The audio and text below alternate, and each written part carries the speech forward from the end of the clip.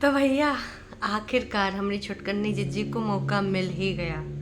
मौके की तलाश में थी और वो तलाश आके पूरी हुई सुबह सुबह जब हमारे कागजी जिज्जा का वीडियो आया कि सब कुछ ख़त्म हो गया है मेरी लाइफ में। उस वीडियो में आखिरी के पार्ट में उन्होंने काफ़ी निराशा भरी बातें करी, काफ़ी सैड दिखे और काफ़ी लोगों ने आके उनको बहुत ज़्यादा प्रोत्साहित किया, मनोबल बढ़ाया। लेकिन वो वीडियो देख के हमारी जिज्जी के भी मन में कुछ विचार आया कि कोई बात नहीं, डाइवोर्स वाले मैटर पे तो ये कुछ बोले नहीं, तो जिस मैटर पे ये बोले हैं आम गुठली फलान धमाक, चलो मैं भी इस पे कुछ आज बोल देती हूँ। और बदले में हमारी छोटी जिज्जी ने जवाबी वीडियो बनाया। देखो भाई साहब, ये वही जिज्जी हैं जो कहती थी मैं बहुत दूर चली आई हूँ, बहुत दूर चली आई हूँ और मुझे कत्ताई किसी चीज़ में इन्वॉल्व ना करें, मुझे कत्ताई कोई चीज़ ना पूछें। अब यहाँ पर कोई पूछ नहीं रहा है, उसके बावजूद भी ना जिज्जी बता रही अपने मन से। अब आज तुम क्या बोलोगे कि मुझे इस सब्सक्राइबर ने पूछा, उस फॉलोअर ने पूछा, इंस्टाग्राम पे पूछा, यूट्यूब पे पूछा, फेसबुक पे पूछा, कहाँ या स्नैपचैट से भी पूछा। तो भाई साहब, जो ही तुम सब नौटंकी ड्रामा करती हो ना, सबको पता है कि चंद डॉलर्स के लिए आप ये हरकतें करती हो। फाइनली जिज्जी को जिन चीज़ों में वो जिज्जा को घुसेड़ना चाहती थी उन चीज़ों में तो वो घुसेड़ नहीं पाई। लेकिन हाँ, जो जिज्जा ने सुबह वीडियो बनाया था उसके जवाबी वीडियो में लेके आई हैं। जिज्जी का जो टाइटल है अपना खुद का डिसीज़न है। अच्छा, अपना खुद का डिसीज़न है तो आप खुश रहो। मतलब भाई, इनका कहने का मतलब है यहाँ पर टाइटल में ही ताना मार दे कि ये तो डिसीजन तुम्हारा ही है, तुम ही डाइवोर्स लेना चाहते हो, तुमने ही कहा था ना मुझे पैसे चाहिए बीबी के, ना पैसे वाली बीबी चाहिए, तो अब खुश रहो, ये तुम्हारा ही डिसीजन है। जिज्जी, कतई तुमने यूँ नहीं सोचा कि यूँ डिसीजन लेने पे ये बंदा मजबूर क्यों हुआ। ये वही बंदा है जिज्जी जिसने अपने घर परिवार, अपनी माँ की, अपनी बहन की नहीं सुनी।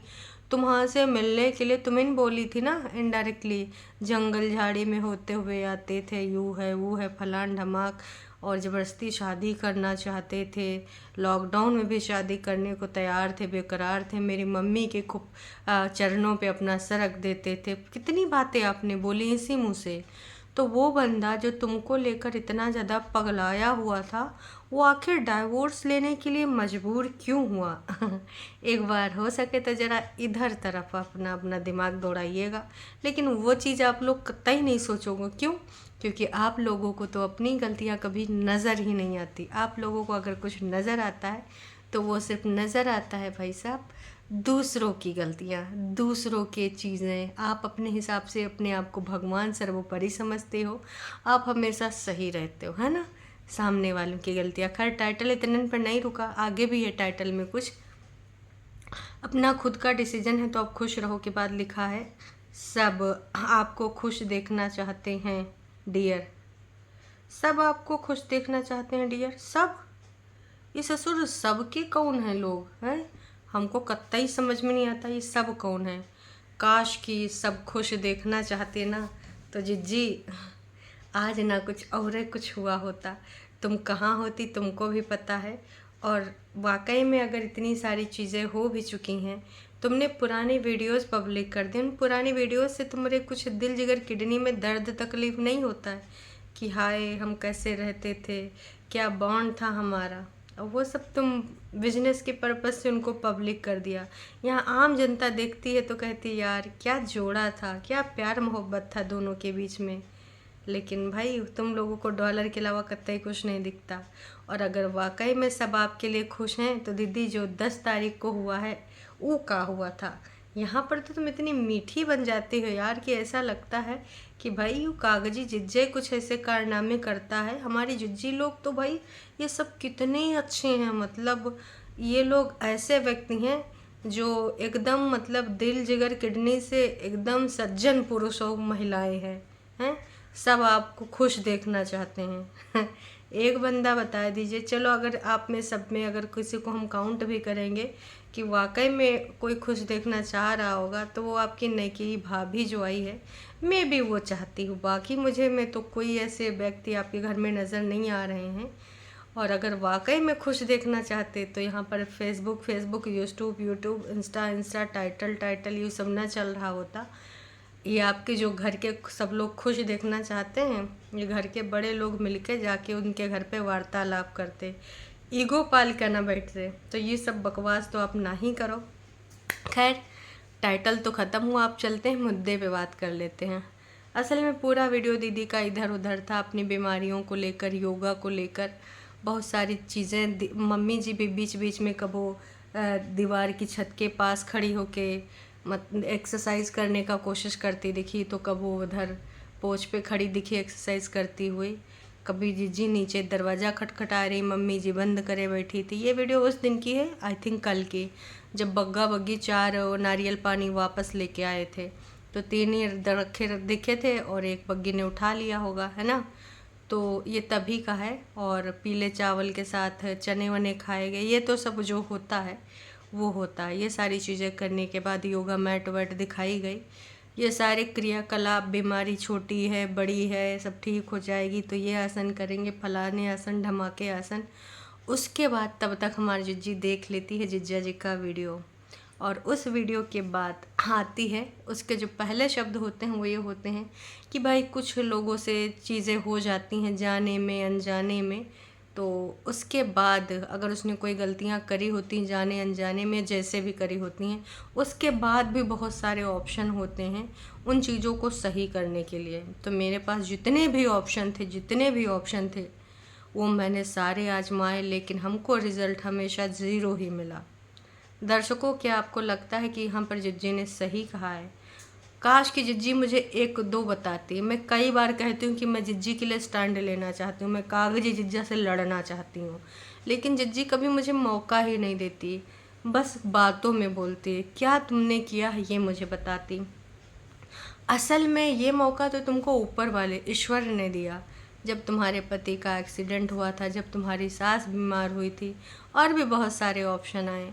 तब आपने 2 टूक शब्द यूट्यूब पर अपने जो है शोक संदेश व्यक्त करके पल्ला झाड़ लिया कि गाड़ी ऐसे नहीं चलानी चाहिए, वैसे नहीं चलानी चाहिए। आपके लिए सबसे सुनहरा अवसर था उस टाइम जब उसके हाथ पैर टूटे थे। अरे हाथ क्या टूटा था भाई, पैर में चोट लगी थी, प्लास्टर भी था, लेकिन तब वहाँ पर सिर्फ उसकी बहन और उसकी माँ ही सब कुछ कर रहे थे। उस टाइम भी तुमको सोचना था, अगर कोई और महिला होती जिसको थोड़ा भी अपने पति से लगाव होता है, सच बता रहे हैं आप लोग, मुझे कमेंट करके बताना। आप चाहे जितना भी अपने हस्बैंड से नाराज़ हों, अगर कुछ भी सुनते हैं थोड़ी सी बात, दौड़ के भाग के पहुंच जाते हैं, चाहे वो गली में हो, ऑफिस में हो, रास्ते में हो, कहीं पर भी हो। आप मायके में हो, रास्ते में हो, घर में हो, कहीं पर भी हो, दिल निकल के ऐसा लगता है कि मुंह पे आ जाएगा भाई साहब। लेकिन आप अंदर से बहुत मजबूत हैं, बहुत ही ज़्यादा। बस यहाँ पर आप त्रिया चरित्र करने आ जाती हैं, वो बात दूसरी है। तो जो आपने बोला, आपने हर तरीके से कोशिश कर ली, मुझे नहीं लगा, क्योंकि कभी भी नहीं दिखा। और अगर दिखा है तो आप बताइए जो आपने किया है। हम भी तो सोचे कि क्या हो सकता है आपने करा है, फिर कागजी जिज्जा ने क्यों नहीं करा, है ना।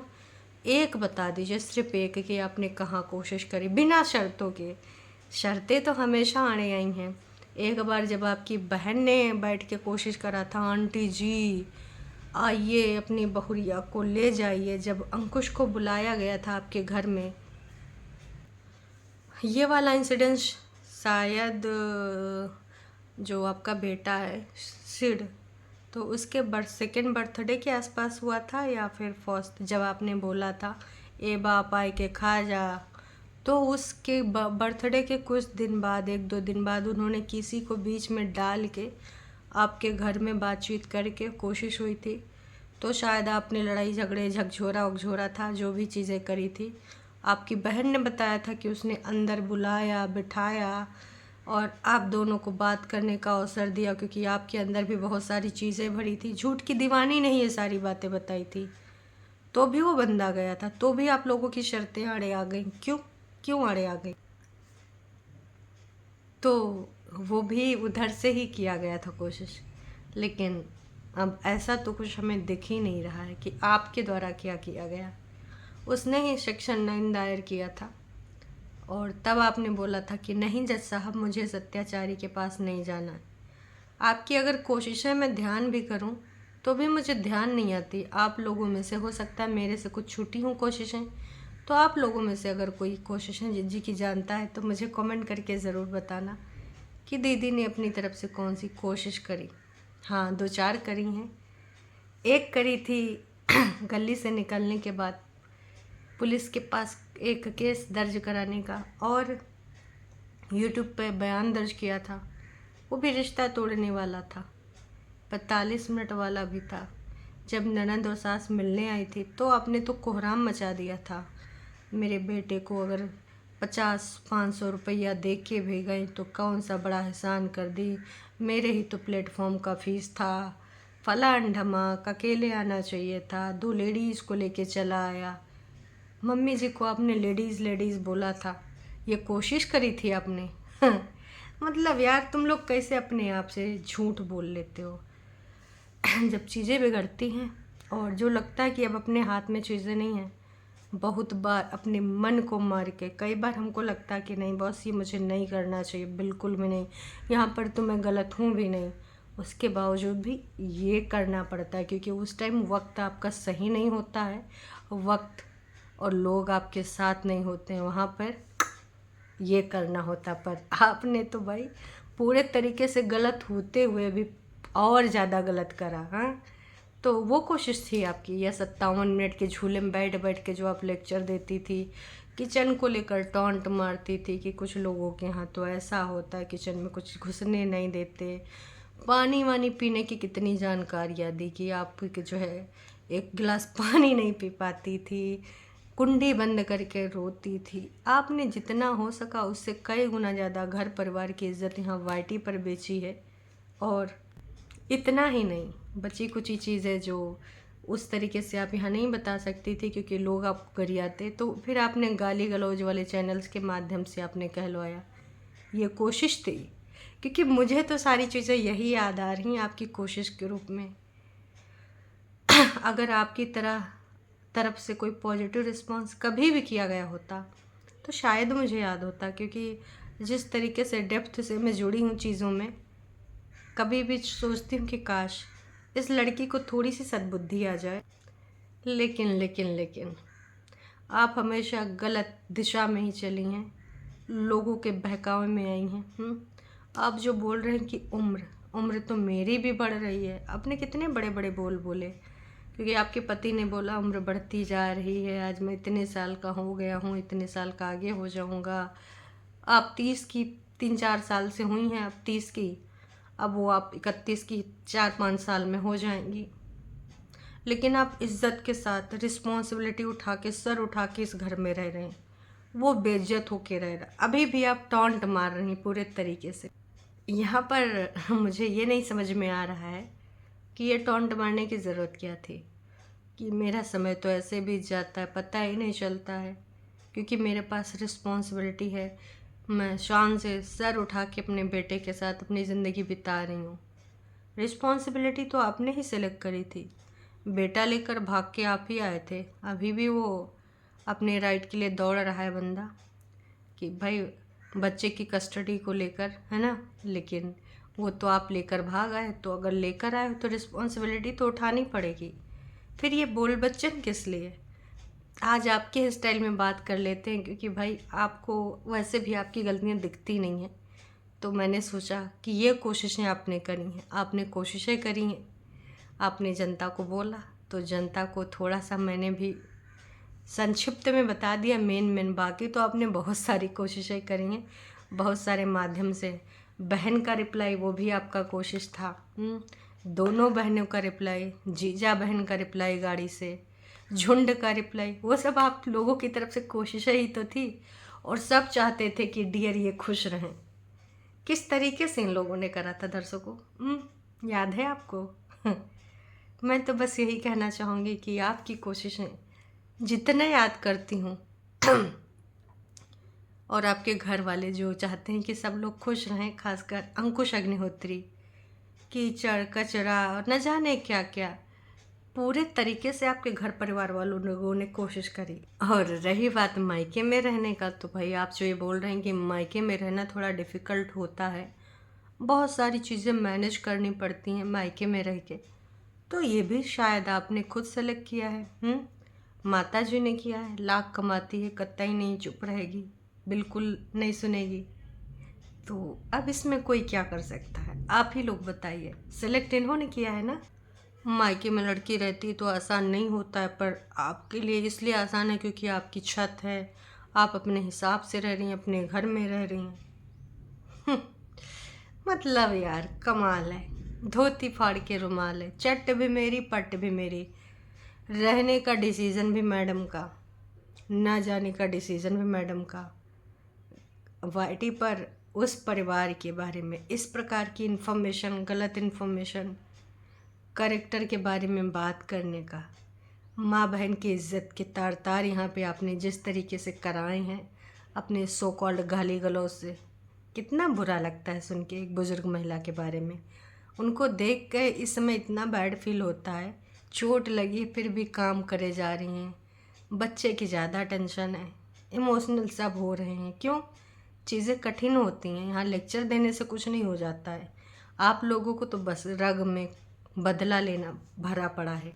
फिर दीदी आ जाती हैं कि भाई काफ़ी लोग ये भी बोलते हैं कि आप लोग एक साथ रह के खाना काहे नहीं बनाते, एक साथ काहे नहीं रह लेते हैं। तो मैं रह सकती हूँ, लेकिन मैं अपने स्पेस में रहना पसंद करती हूँ। हैं क्यों? क्योंकि मैं किसी के लाइफ में इंटरफेयर नहीं करना चाहती और ना ही मैं चाहती हूँ मेरी लाइफ में कोई इंटरफेयर करे।